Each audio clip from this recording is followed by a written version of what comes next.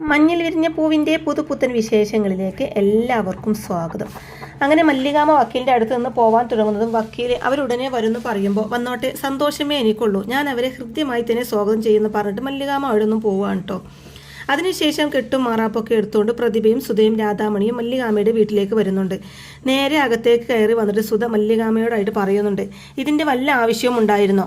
അന്ന് ഞങ്ങൾ ഇവിടെ കയറി വന്നപ്പോൾ താമസിക്കാൻ സമ്മതിച്ചിരുന്നെങ്കിൽ നമുക്കിടയിൽ മാത്രം ഒതുങ്ങി നിന്ന് ആ രഹസ്യം നാട്ടുകാർ അറിയില്ലായിരുന്നല്ലോ എന്നൊക്കെ സുധ അങ്ങനെ പറയുമ്പോൾ അതിന് മറുപടിയായിട്ട് മല്ലികാമ്മ പറയുന്നുണ്ട്, നാട്ടുകാരെ അറിയുന്നതിൽ എനിക്കൊരു വിരോധവുമില്ല സുധ.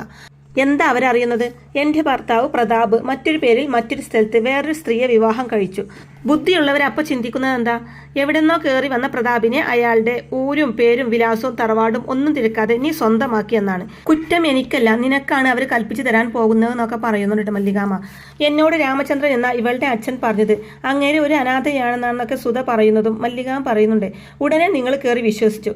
ഓക്കെ, അനാഥനാണെന്ന് കേട്ടപ്പോൾ നിങ്ങളുടെ മനസ്സറിഞ്ഞു. ഇതിൽ ഞാനെന്ത് പേച്ചു? ഞാൻ ഈ കേസിൽ എങ്ങനെ കുറ്റക്കാരിയാകും എന്നൊക്കെ ചോദിക്കുന്നുണ്ട് മല്ലികാമ്മ. അപ്പോൾ അതിന് മറുപടിയായിട്ട് പ്രതിഭ പറയുന്നുണ്ട്, അങ്ങനെയൊന്നും നീ ഞെളിയണ്ട, നിന്റെ കുഴപ്പം കൊണ്ടല്ലേ പ്രതാപ് ഇവിടുന്ന് നാട് വിട്ടുപോയത്. പ്രതാപ് രാമചന്ദ്രനായി മാറിയതിന്റെ കാരണക്കാരി നീ കൂടിയാണെന്നൊക്കെ പറയുമ്പോൾ മല്ലികാമ്മ ചോദിക്കുന്നുണ്ട്, പ്രതാപ് നാട് വിട്ടുപോയത് ഞാൻ കാരണമാണെന്ന് നിന്നോട് ആരാ പറഞ്ഞത്? അതിന് കാരണം അദ്ദേഹം വരുത്തി വെച്ച കടമായിരുന്നു. കടം ഇങ്ങനെ പെരുകി വന്നപ്പോൾ നിക്കക്കള്ളി ഇല്ലാതായി, അങ്ങനെയാണ് പോയത്, അല്ലാതെ എൻ്റെ കുറ്റം കൊണ്ടെല്ലാം തക്ക മറുപടി കൊടുക്കുന്നുണ്ട് മല്ലികാമ്മ. എന്തായാലും കോടതി ഇപ്പോൾ ഞങ്ങൾക്ക് അനുകൂലമായി വിധിച്ചല്ലോ എന്ന് സുധ പറയുന്നതും തെറ്റി, ഇത് ഇടക്കാല വിധിയാണ്, ശരിക്കുമുള്ള ഉത്തരവ് വരാനിരിക്കുന്നതേയുള്ളൂ, അത് വന്നാലേ ആരുടെ പക്ഷമാണ് ശരിയെന്ന് തീരുമാനിക്കാൻ പറ്റൂന്ന് പറയുന്നുണ്ട് മല്ലികാമ്മ. കോടതി എൻ്റെ കൂടെ തന്നെ നിൽക്കും, അതിലൊരു സംശയവും വേണ്ട ആർക്കും എന്ന് സുധ പറയുന്നതും വിധി വരട്ടെ എന്നിട്ട് നമുക്ക് സംസാരിക്കാമെന്ന് മല്ലികാമ്മ പറയുമ്പോൾ മതി എന്ന് പറയുന്നുണ്ട് സുധ. അങ്ങനെ അവരെ അകത്തേക്ക് റൂമിലോട്ട് പോവാൻ തുടങ്ങുന്നതും പ്രതിഭയെ തടയാണ്ട് മല്ലികാമ്മ. ഏയ് നിൽക്കവിടെ, നീ എവിടെ പോകുന്നു എന്ന് ചോദിക്കുമ്പോൾ അല്ല അകത്തേക്ക് എന്ന് പ്രതിഭ പറയുന്നതും എന്തിനേയും ചോദിക്കുന്ന മല്ലികാമ്മയോട് താമസിക്കാൻ എന്ന് പ്രതിഭ പറയുന്നതും പ്രതിഭ കോടതി പറഞ്ഞേക്കുന്നത് ഇവരെ രണ്ടുപേരെയും താമസിപ്പിക്കാം എന്നാണ്, ആ ലിസ്റ്റിൽ നിന്റെ പേരില്ല എന്ന് പറയുന്നുണ്ട് മല്ലികാമ്മ. അല്ല ഞാൻ ഇവരുടെ കൂടെയാണല്ലോ എന്ന് പ്രതിഭ വീണ്ടും പറയുന്നതും ആരുടെ കൂടെ? നീയും ഇവരും തമ്മിൽ എന്ത് ബന്ധം? ഇനിയിപ്പോൾ അഥവാ ബന്ധമുണ്ടെങ്കിൽ തന്നെ നിന്നെ ഇവിടെ താമസിക്കാനുള്ള ബാധ്യത എനിക്കില്ലല്ലോ, ആ ബാധ്യത എനിക്ക് നിയമപരമായിട്ടും ഇല്ല ധാർമ്മികപരമായിട്ടും ഇല്ല എന്ന് പറയുന്നുണ്ട് മല്ലികാമ്മ. മേഡം കൂടെ താമസിക്കുന്നതിന് മല്ലികയ്ക്ക് എന്താ പ്രശ്നം എന്ന് സുധ ചോദിക്കുന്നതും അയ്യോ പ്രശ്നമുണ്ടല്ലോ, പല പ്രശ്നങ്ങളും ഉണ്ട്. ഇവളെ ഇതിനകത്ത് കയറ്റി താമസിപ്പിച്ചാൽ നാളെ ഇവളും ഈ വീട്ടിലെ അവകാശം ചോദിക്കും. ഇതിപ്പോൾ വഴി കൂടി പോകുന്നത് മുഴുവനും ബന്ധം പറയുകയും അവകാശം ചോദിക്കുകയും ചെയ്യുന്ന കാലമാണല്ലോ ഇത്. കൂടുതൽ മണ്ടത്തരങ്ങൾക്ക് തല കൊണ്ടുപോയി വെച്ച് കൊടുക്കാൻ ഞാനില്ലാന്ന് പറയുന്നുണ്ട് മല്ലികാമ്മ. തുടർന്ന് പ്രതിഭയോടായിട്ട് സ്വയം ഇറങ്ങിപ്പോണോ ഞാനായിട്ട് ഇറക്കി വിടണോ എന്ന് ചോദിക്കുമ്പോൾ വേണ്ട ഞാൻ പോയേക്കാന്ന് പറഞ്ഞിട്ട് പ്രതിഭ പോവാൻ തുടങ്ങുന്നതും മേഡം പോയാൽ എങ്ങനെയാന്നൊക്കെ ചോദിക്കുന്ന സുധിയോട് മേഡം പോയാൽ ഇടവം വരും, അത് കഴിഞ്ഞാൽ പിന്നെ കർക്കിടകം എന്ന് പറയുന്നുണ്ട് കേട്ടോ. അങ്ങനെ പ്രതിഭ ഒരക്ഷരം മിണ്ടാതെ നാറി നാണം കേട്ട് അവിടെ നിന്ന് ഇറങ്ങി പോവാണ്ട് ചെയ്യുന്നത്. തുടർന്ന് സുധയ്ക്കും രാധാമണിക്കും താമസിക്കാനുള്ള റൂം കാണിച്ചു കൊടുക്കാണ്ട് മല്ലികാമ്മ. എന്നിട്ട് പറയുന്നുണ്ട്, ഈ മുറി ഇതാണ് നിങ്ങൾ ഉപയോഗിക്കേണ്ടത്, തല ചായ്ക്കാൻ ഒരിടം കൊടുക്കണം, അത്രേ കോടതി വിധിച്ചിട്ടുള്ളൂ. എന്നിട്ടും അടച്ചുറപ്പുള്ള ഒരു മുറി തരുന്നത് എൻ്റെ ഔദാര്യം, സ്ത്രീകളല്ലേ സുരക്ഷിതത്വം വേണം എന്ന് വെച്ച് അത് ദുർപയോഗം ചെയ്യാനൊന്നും ഞാൻ സമ്മതിക്കില്ല എന്ന് പറയുന്നുണ്ട് മല്ലികാമ്മ. മനസ്സിലായോ അച്ഛമ്മ എന്താ ഉദ്ദേശിച്ചത് എന്ന് ചിത്തിര ചോദിക്കുന്നതും ഇല്ല തെളിച്ചു പറഞ്ഞാലല്ലേ പിടി കിട്ടുമെന്ന് സുധ പറയുന്നതും പറഞ്ഞു കൊടുക്കാൻ പറയുന്നുണ്ട് ചിത്തിര മല്ലികാമ്മയോടായിട്ട്. അപ്പം മല്ലികാമ്മ പറയുന്നുണ്ട്, മുറി മാത്രം ഉപയോഗിക്കാനുള്ള അവകാശമേ നിങ്ങൾക്കുള്ളൂ, ഈ ബംഗ്ലാവിലെ അടുക്കളയടക്കമുള്ള മറ്റൊരു സ്ഥലവും നിങ്ങൾ ഉപയോഗിക്കാൻ പാടുള്ളതല്ല എന്ന് മല്ലികാമ്മ പറയുന്നതും അടുക്കള ഉപയോഗിക്കാൻ പാടില്ലെന്നോ? അപ്പം ഞങ്ങൾ എവിടുന്ന് ഭക്ഷണം കഴിക്കുമെന്ന് ചോദിക്കുന്നുണ്ട് കേട്ടോ സുധ. അതെനിക്കറിയില്ല, അറിയേണ്ട ആവശ്യവുമില്ല എന്ന് പറയുന്നുണ്ട് കേട്ടോ. അപ്പോൾ സുധ പറയുന്നുണ്ട്, ശരി അടുക്കള ഞങ്ങൾ ഉപയോഗിക്കുന്നില്ല, ഞങ്ങൾക്ക് വേണ്ട ഭക്ഷണം സമയാസമയം എത്തിച്ചാൽ മതി മുറിയിലേക്ക് എന്ന് സുധ പറയുന്നതും മേഡത്തിന് വെജാണോ നോൺ വെജാണോ എന്ന് പരിഹാസ രൂപേണ മല്ലികാമ്മ ചോദിക്കുന്നതും എന്തായാലും സന്തോഷം എന്ന് പറയുന്നുണ്ട് സുധ. അപ്പോൾ മല്ലികാമ്മ പറയുന്നുണ്ട്, ഭക്ഷണം വേണമെന്നുണ്ടെങ്കിൽ പുറത്ത് ഹോട്ടലിൽ നിന്ന് വാങ്ങിച്ച് കഴിച്ചാൽ മതി, ഇവിടുന്ന് ഒരു ഗ്ലാസ് വെള്ളം പോലും ചൂടാക്കി കുടിക്കാമെന്ന് നിങ്ങൾ ആരും വിചാരിക്കേണ്ടെന്ന് മുഖത്ത് നോക്കി പറയുന്നുണ്ട് മല്ലികാമ്മ. എനിക്കും കൂടി അവകാശപ്പെട്ട വീടല്ലേ ഇത് സുധ പറയുന്നതും അത് കോടതി പറയണം, അപ്പം ആലോചിക്കാം. കയറി കിടക്കാൻ സ്ഥലമില്ലാത്ത രണ്ട് സ്ത്രീകളോട് കോടതി കാണിച്ച കാരുണ്യം, അതിൻ്റെ പേരിലാണ് നിങ്ങളിപ്പോൾ ഇവിടെ നിൽക്കുന്നത്. അതൊരു അവകാശവും അഹങ്കാരവും ആക്കി മാറ്റാമെന്ന് നിങ്ങൾ ചിന്തിക്കുകയും വേണ്ട, ഞാൻ ഉള്ളിടത്തോളം കാലം അതിന് സമ്മതിക്കില്ല എന്ന് പറഞ്ഞിട്ട് മല്ലികാമ്മ അവിടുന്ന് പോവാണ്ട് ചെയ്യുന്നത്. അപ്പോൾ സുധ മല്ലികാമ്മയെ വിളിച്ചു നിർത്തിയിട്ട് വേണ്ടി വന്നാൽ ഞാൻ ഇനിയും കോടതിയെ സമീപിക്കുന്നു സുധ പറയുന്നതും പോയി ഓർഡറും വാങ്ങിയിട്ട് വാ, പേടിപ്പിക്കാൻ വരരുത്, കോടതിയും ജയിലും ഒക്കെ ഒരുപാട് കണ്ടവള ഈ മല്ലിക എന്ന് പറയുന്നതും വെറുതെ അല്ലാന്ന് പറഞ്ഞ് സുധ നിർത്തുന്നതും പറ എന്താ നിർത്തിക്കളഞ്ഞത്, നീ ഉദ്ദേശിച്ചത് എന്താണെന്ന് എനിക്ക് മനസ്സിലായി, മനുവിന്റെ അച്ഛൻ എന്നെ ഇട്ടേച്ച് പോയത് എൻ്റെ ഈ സ്വഭാവം കൊണ്ടാണെന്നല്ലേ നീ ഇപ്പോൾ പറഞ്ഞു വന്നത്? ഇക്കരെ നിൽക്കുമ്പോൾ അക്കരെയാണ് പച്ചയെന്ന് തോന്നിയാൽ അപകടത്തിൽ ചെന്ന് ചാടുന്ന ധാരാളം മനുഷ്യരുണ്ട്. അതിൽ പെടുമായിരുന്നു മനുവിന്റെ അച്ഛനും. നീ എന്ന അപകടത്തിലെ അങ്ങേര് ചെന്ന് ചാടിയത് എന്ന് പറയുന്നുണ്ട് മല്ലികാമ. അപ്പോൾ അത് കേട്ട് സുധ, എന്നെ അപമാനിച്ചാലുണ്ടല്ലോ. ഇല്ല, തർക്കിക്കാൻ ഞാനില്ല. കോടതി പറയുമല്ലോ ആരാ ശരി ആരാ തെറ്റെന്ന്. അപ്പൊ കേട്ടാൽ മതിയെന്ന് പറയുന്നതും അതിനുവേണ്ടി തന്നെയാ ഞാനും കാത്തിരിക്കുന്നത്. ഇന്നല്ലെങ്കിൽ നാളെ ആ വിധി വരും. തലയും താഴ്ത്തി നിനക്ക് ഇതിനകത്ത് നിന്ന് ഇറങ്ങി പോവേണ്ടി വരും കണ്ടോ എന്ന് പറഞ്ഞിട്ട് മല്ലികാമ അവിടുന്ന് പോവുകയാണ് കേട്ടോ ചെയ്യുന്നത്.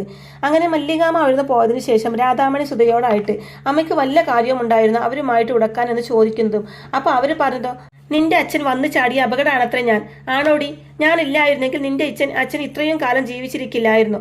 നഷ്ടപ്പെട്ടു പോയത് എനിക്കാടി. എന്റെ ജീവിതം നശിച്ചു പോയത് അതാർക്കും ഇവിടെ അറിയില്ലല്ലോ എന്ന് പറഞ്ഞ് വിഷമിക്കുന്നുണ്ട് സുധ. അതിനുശേഷം കാണിക്കുന്നത് തേവര് പ്രതിഭയോടായിട്ട് പറയുന്നുണ്ട്, താമസിക്കാൻ സ്ഥലമില്ലെന്ന് കരുതി സങ്കടം വേണ്ട. ഒഴിഞ്ഞു കിടക്കുന്ന എന്റെ ഗസ്റ്റ് ഹൗസിൽ പ്രതിഭക്ക് താമസിക്കാന്ന് തേവരും. എല്ലാ സൗകര്യങ്ങളും ഉള്ള വീടാ അതെന്ന് ശിവദാസനും പറയുമ്പോൾ പ്രതിഭ പറയുന്നുണ്ട്, ശിവദാസ, തേവരുടെ വീട്ടിൽ താമസിക്കാനല്ലല്ലോ ഞാൻ ഇങ്ങോട്ട് വന്നത്. താമസിക്കുന്നെങ്കിൽ ബംഗ്ലാവിൽ തന്നെ താമസിക്കണമെന്ന് പറയുമ്പോൾ അതിന് പറ്റില്ലല്ലോ.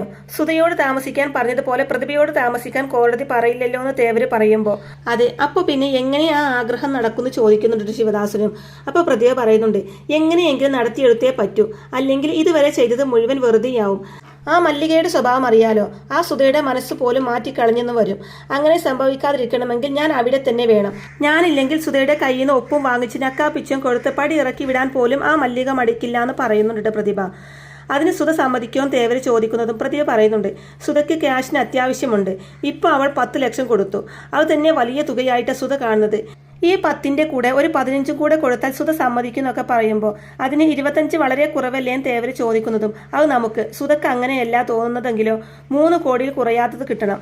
അങ്ങനെയെങ്കിൽ ഈ കേസ് തീരൂ എന്ന് പറയുന്നുണ്ട് പ്രതിഭ. ഈ വിവരം സുധയോട് പറഞ്ഞാൽ പോരെന്ന് ശിവദാസൻ ചോദിക്കുമ്പോൾ പറഞ്ഞാൽ കേൾക്കുന്ന കൂട്ടത്തിലല്ലെന്നേ. ആണെങ്കിൽ എത്ര നന്നായിരുന്നു. എന്തായാലും ഒരു ബാക്കി പരീക്ഷണത്തിൽ ഞാനില്ല. എനിക്ക് അവരെ വിശ്വാസമില്ല. ഞാൻ ആ വീട്ടിൽ കയറും. അതിനുള്ള വഴി ഞാൻ തന്നെ കണ്ടുപിടിക്കും. അല്ലെങ്കിൽ തകരാൻ പോകുന്നത് എന്റെ സ്വപ്നങ്ങളാ, എന്റെ മാത്രം സ്വപ്നങ്ങൾ എന്ന് പറയുന്നുണ്ട് പ്രതിഭ. അതിനുശേഷം കാണിക്കുന്നത് മല്ലികാമയുടെ ഫോണിലേക്ക് ഒരു കോള് വരികയാണ് കേട്ടോ. അപ്പോൾ ആദ്യം നിരഞ്ജനയാണ് കോൾ അറ്റൻഡ് ചെയ്യുന്നത്. തുടർന്ന് ചിത്തിരിയെ വിളിച്ച് അച്ചമ്മയ്ക്ക് ആ ഫോൺ എന്ന് പറഞ്ഞിട്ട് നിരഞ്ജന ചിത്തിരിയെ കൊടുക്കുന്നുണ്ട് കേട്ടോ. തുടർന്ന് നിരഞ്ജന ഫോൺ ചെവിയിൽ വെച്ചിട്ട് അച്ചമ്മ കുളിക്കുകയാണല്ലോ, ഇതാരാണെന്ന് ചോദിക്കുമ്പോൾ മഹേഷ് ആയിരിക്കട്ടോ ഫോൺ വിളിക്കുന്നത്. ഓട്ടോ മാമനാണെന്ന് സന്തോഷത്തോടെ ചോദിക്കുന്നുണ്ട് ചിത്തിര. തുടർന്ന് വിശേഷങ്ങളൊക്കെ തിരക്കുന്നുണ്ട് ചിത്തിര. അപ്പൊ മഹേഷ് ഇവിടെ എത്തി അറിയുന്ന ചിത്തിരയാണെങ്കിൽ തൽക്കാലം വീട്ടിലേക്ക് വരണ്ട, അവിടെ തന്നെ നിന്നോ, ഞങ്ങൾ അങ്ങോട്ട് വരാമെന്ന് പറയുന്നുണ്ട് ചിത്തിര. ശേഷം നിരഞ്ജനയോട് കാര്യങ്ങളൊക്കെ പറയുന്നുണ്ട് ചിത്തിര. എന്നിട്ട് പറയുന്നുണ്ട്, ഓട്ടോ മാമനുമായിട്ട് ചേർന്ന് ചില കാര്യങ്ങളൊക്കെ നമുക്ക് പ്ലാൻ ചെയ്യാനുണ്ട്. കോടതി ഉത്തരവിന്റെ ബലത്തിൽ ആ സുധാന്റിയും മകളും ഇവിടെ വന്ന് കയറി താമസിക്കുന്നത് നമുക്കറിയാലോ. പാവം എന്റെ അച്ഛമ്മ. വേറെ ഒരു മാർഗവും ഇല്ലാത്തത് കൊണ്ടല്ലേ അവരെയൊക്കെ ഇങ്ങനെ സഹിക്കേണ്ടി വരുന്നത്. അച്ചമ്മയെ എനിക്ക് സഹായിക്കണമെന്നുണ്ട്. അതിന് ഓട്ടോ മാമനുമായി ചേർന്ന് എന്തെങ്കിലും ചെയ്യാൻ പറ്റുമോ എന്ന് നമുക്ക് ആലോചിക്കണം. അച്ചമ്മ ഇപ്പോൾ എന്തായാലും കുളിക്കല്ലേ. അച്ചമ്മ അറിഞ്ഞാൽ പിന്നെ സമ്മതിക്കില്ല. മുതിർന്നവർ തമ്മിലുള്ള വഴക്കിൽ കുട്ടികൾ ഇടപെടണ്ടെന്ന് പറയും. അച്ചമ്മയെ ധിക്കരിച്ച് എനിക്കൊന്നും ചെയ്യാനും കഴിയില്ല. മാമൻ വിന്ന വിവരം അച്ചമ്മ എന്തായാലും അറിഞ്ഞിട്ടില്ല. അതാണ് നമ്മൾ മുന്നിട്ടിറങ്ങുന്നതെന്നും പറയുന്നുണ്ട് കേട്ടോ ചിത്തിര നിരഞ്ജനയോടായിട്ട്. അപ്പോൾ എന്തെങ്കിലും കുഴപ്പമുണ്ടാവുമോ എന്നൊക്കെ നിരഞ്ജന ചോദിക്കുമ്പോൾ ഇല്ല, ഒരു കുഴപ്പവും ഉണ്ടാവില്ല എന്ന് തന്നെ പറയുന്നുണ്ട് ചിത്തിര. അതിനുശേഷം പോവാൻ തുടങ്ങുന്നതിന് മുമ്പ് സുജയെ വിളിക്കുന്നുണ്ട് ചിത്തിര. എന്നിട്ട് പറയുന്നുണ്ട്, ഞങ്ങളൊന്ന് പുറത്തു പോവാം. അച്ചമ്മ എന്തെങ്കിലും ചോദിച്ചു കഴിഞ്ഞാൽ നുണ പറഞ്ഞ് ഞങ്ങളെ രക്ഷിച്ചേക്കണം എന്നൊക്കെ സുജയോട് ചിത്തിര പറയുമ്പോൾ എവിടേക്കാ പോകുന്നതെന്ന് സുജ ചോദിക്കുമ്പോൾ അത് പോയി വന്നിട്ട് പറയാം, അല്ലെങ്കിൽ അതിന്റെ സമയവും ആ കാര്യത്തിന്റെ ത്രില്ലും പോകുന്നൊക്കെ പറയുന്നുണ്ട് ചിത്തിര സുജയോടായിട്ട്. തുടർന്ന് എന്തെങ്കിലും കുഴപ്പമുണ്ടാവോ എന്നൊക്കെ സുജ ചോദിക്കുന്നതും ഞങ്ങളാൽ കഴിയുന്നത് ചെയ്യണം, ഒന്നും പറ്റാതെ ഞങ്ങൾ തിരിച്ചെത്തുമെന്ന് പറഞ്ഞുകൊണ്ട് അവരവിടെ നിന്നും പോവുകയാണ് കേട്ടോ നിരഞ്ജനയും ചിത്തിരിയും കൂടി. അതിനുശേഷം കാണിക്കുന്നത് മഹേഷിന്റെ അടുത്ത് ചിത്തിരിയും നിരഞ്ജനയും എത്തുകയാണ്. ഒരുപാട് നാളുകൾക്ക് ശേഷം മഹേഷിനെ കാണുമ്പോൾ ചിത്തിര സന്തോഷത്തോടെ, എത്ര നാളായി മാമ കണ്ടിട്ട്, മാമൻ എന്താ ഇങ്ങോട്ടൊന്നും വരാതിരുന്നത്? അച്ചമ്മ എപ്പോഴും പറയാറുണ്ട് നിങ്ങളെ പറ്റിയൊക്കെ ചിത്തിര പറയുമ്പോൾ. ആശുപത്രിയിലായിരുന്നു മോളെ, ഒരു ചെറിയ അറ്റാക്ക് വന്നു എന്ന് മഹേഷ് പറയുന്നതും മാമനോ ഈ പ്രായത്തിലോ എന്നൊക്കെ ചിത്തിര ചോദിക്കുന്നതും അതെ, ബ്ലോക്ക് ഉണ്ടായിരുന്നു, ആൻജിയോപ്ലാസ്റ്റ് ചെയ്ത് ബ്ലോക്കൊക്കെ മാറ്റി, ഇപ്പൊ കുഴപ്പമില്ല, ഇത്രയും ദിവസം റെസ്റ്റ് ആയിരുന്നു, അത് കഴിയാൻ വേണ്ടി കാത്തുനിന്നതാണെന്ന് പറയുന്നുണ്ട് മഹേഷ്. തുടർന്ന് ചിത്തിര, ഇവളെ അറിയാലോ നിരഞ്ജനയെ നോക്കി ചോദിക്കുമ്പോൾ മറക്കാൻ പറ്റുമോ? അവസാനം നിനക്കൊരു പ്രശ്നം വന്നപ്പോൾ സഹായിക്കാൻ ഇവർ തന്നെ വേണ്ടി വന്നു അല്ലേ മോളെ ചോദിക്കുന്നതും അതെ, ഞാൻ ഇനി ഒരിക്കലും എൻ്റെ അച്ഛമ്മയുടെ കൂടെ പോവില്ല. ഇനിയുള്ള കാലം മുഴുവൻ ചിത്തുവിൻ്റെ കൂടെ ജീവിക്കാനാ എൻ്റെ തീരുമാനം. ഞങ്ങളിപ്പോൾ ശത്രുക്കളല്ല, ഫ്രണ്ട്സാണെന്ന് നിരഞ്ജനയും. അത് ശരിയാ മാമ, ഇവളിപ്പോൾ നല്ല കുട്ടിയാണെന്ന് ചിത്തിരിയും പറയുമ്പോൾ ഇവള് നന്നായ പോലെ ഇവളുടെ അച്ഛമ്മയും നന്നായിരുന്നെങ്കിൽ എത്ര നന്നായിരുന്നു. എവിടെ, അതൊരിക്കലും സംഭവിക്കില്ല എന്ന് പറയുന്നുണ്ട് കേട്ടോ മഹേഷ്. തുടർന്ന് മഹേഷ് പറയുന്നുണ്ട്, വിവരങ്ങളൊക്കെ ഞാൻ അറിയുന്നുണ്ടായിരുന്നു. ഒരു സുധ അല്ലേന്ന് മഹേഷ് ചോദിക്കുന്നതും, അതേ മാമ, സുധയും അവരുടെ മകൾ രാധാമണിയും രണ്ടുപേരും ഇപ്പോൾ ഞങ്ങളുടെ വീട്ടിലാ താമസം. കോടതി അവരോട് അങ്ങനെ താമസിച്ചോളാൻ പറഞ്ഞു. അവരെ എങ്ങനെയെങ്കിലും അവിടുന്ന് ഓടിക്കണം. അതിനെന്തെങ്കിലും ചെയ്യാൻ പറ്റുമെന്നറിയാനാ മാമനോട് ഇവിടെ തന്നെ നിൽക്കാൻ പറഞ്ഞത്. നമുക്കിതിനെ പറ്റിയൊന്ന് ആലോചിക്കണം എന്നൊക്കെ പറയുന്നുണ്ട് ചിത്തിര. അപ്പോൾ ചേച്ചി എന്താ പറയുന്നതെന്ന് മഹേഷ് ചോദിക്കുമ്പോൾ, അച്ഛമ്മ എന്ത് പറയാനാ? തനിച്ച് അച്ഛമ്മയ്ക്ക് എന്ത് ചെയ്യാൻ പറ്റും? അച്ഛമ്മയെ ശല്യം ചെയ്യാതെ നമുക്ക് എന്തെങ്കിലും ചെയ്യാൻ പറ്റുമെന്നാണ് ഞാനിപ്പോൾ നോക്കുന്നത്. മാമനും കൂടെ സഹകരിച്ചാൽ നമുക്ക് ചിലപ്പോൾ എന്തെങ്കിലുമൊക്കെ ചെയ്യാൻ പറ്റിയേക്കുന്നൊക്കെ പറയുന്നുണ്ട് ചിത്തിര. തുടർന്ന് മഹേഷ് ഇങ്ങനെ ആലോചിക്കുമ്പോൾ ചിത്തിര പറയുന്നുണ്ട്, അച്ഛമ്മ വഴക്ക് പറയുന്നോർത്ത് മാമൻ പേടിക്കേണ്ട, അതെനിക്ക് വിട്ടേക്ക്, ഞാൻ അച്ഛമ്മയെ പറഞ്ഞ് മനസ്സിലാക്കിക്കൊള്ളാമെന്ന് ചിത്തിര പറയുമ്പോൾ, അല്ല രണ്ടുപേരും സ്ത്രീകളാണല്ലോ, അപ്പം ചെയ്യുന്നതിനൊക്കെ ഒരു പരിധിയുണ്ട് എന്ന് പറയുന്നുണ്ട് മഹേഷ്. അതെനിക്കറിയാം മാമ, അതുകൊണ്ട് നല്ലോണം ആലോചിച്ചിട്ട് വേണം എന്തും ചെയ്യാനെന്ന് പറയുന്നുണ്ട് ചിത്തിരിയും. അപ്പോൾ നിരഞ്ജന പറയുന്നുണ്ട്, എന്ത് ചെയ്യാൻ പറ്റുമെന്ന് നമുക്ക് വക്കീലിനോടും കൂടെ ഒന്ന് ആലോചിക്കുന്നത് നന്നായിരിക്കും. നല്ലൊരു വഴി വക്കീലെ പറഞ്ഞു തന്നാലോ എന്നൊക്കെ പറയുമ്പോൾ, വക്കീലിന് നിയമപരമായിട്ടില്ലേ നീരു എന്തെങ്കിലുമൊക്കെ ചെയ്യാൻ പറ്റൂ. നമ്മൾ ഉദ്ദേശിക്കുന്നത് അതെല്ലാം ചിത്തിര പറയുന്നതും. അത് ശരിയാ ചിത്തു, എന്നാലും ഇവൾ പറയുന്നതിലും കാര്യമുണ്ട്. അവർ പേടിച്ചിട്ട് അവിടുന്ന് താമസം മതിയാക്കി പോകണം, അതല്ലേ നിന്റെ മനസ്സിലെന്ന് ചോദിക്കുമ്പോൾ അതേന്ന് പറയുന്നുണ്ട് ചിത്തിര. അതിൻ്റെ സാധ്യതകൾ ചിലപ്പോൾ വക്കീലിന് പറയാൻ പറ്റും. അതുകൊണ്ട് വക്കീലിനെ ഒന്ന് കാണുന്നത് കൊണ്ട് തെറ്റില്ല എന്ന് പറയുന്നുണ്ട് മഹേഷ്. അങ്ങനെ അവർ വക്കീലിനെ കാണാൻ വേണ്ടി പോവാണ് കേട്ടോ. അങ്ങനെ അവർ വക്കീലിൻ്റെ അടുത്തെത്തി വക്കീലിനോട് വിവരങ്ങളൊക്കെ പറയുന്നുണ്ട് കേട്ടോ. അപ്പോൾ വക്കീൽ പറയുന്നുണ്ട്, അപ്പോൾ നിങ്ങൾക്ക് ആവശ്യം കോടതി വിധിയെ മറികടക്കാൻ പറ്റുന്ന ഒരു ഉപദേശമാണെന്ന് പറയുന്നതും, അതെ അവരാ വീട്ടിൽ നിന്ന് പോകണം, അതാ ഞങ്ങൾക്ക് വേണ്ടതെന്ന് പറയുന്നുണ്ട് കേട്ടോ മഹേഷ്. ഞാനൊരു വക്കീലാണെന്ന് അറിയാലോ, നിയമലംഘനം ഞാൻ ഒരിക്കലും പ്രോത്സാഹിപ്പിക്കില്ല. എന്ത് ചെയ്യുമ്പോഴും നിയമത്തെ വന്ദിച്ച് ഞാൻ ചെയ്യും. അതിൻ്റെ ധർമ്മങ്ങൾ ഞാൻ അതിൽ നിന്ന് മാറില്ല എന്ന് പറയുന്നുണ്ട് കേട്ടോ വക്കീല്. സാറിന് തോന്നുന്നുണ്ടോ ഇതിപ്പോൾ കോടതി പറഞ്ഞ് ശരിയാണോ എന്ന് മഹേഷ് ചോദിക്കുന്നതും, ശരിയും തെറ്റും തീരുമാനിക്കുന്നത് നമ്മളല്ലല്ലോ, കോടതിയല്ലേ.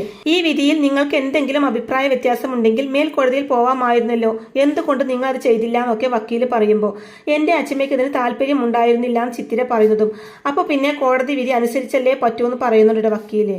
അപ്പോൾ വക്കീൽ ഇങ്ങനെ പറയുന്നത് കേട്ട് ഇനി എന്ത് ചെയ്യും എന്നറിയാതെ ആകെ വിഷമിച്ചുകൊണ്ടിരിക്കുന്ന ചിത്തിരയെയും കാണിച്ചുകൊണ്ടാണ് കേട്ടോ ഇന്നത്തെ ഈ ഒരു എപ്പിസോഡ് അവസാനിക്കുന്നത്.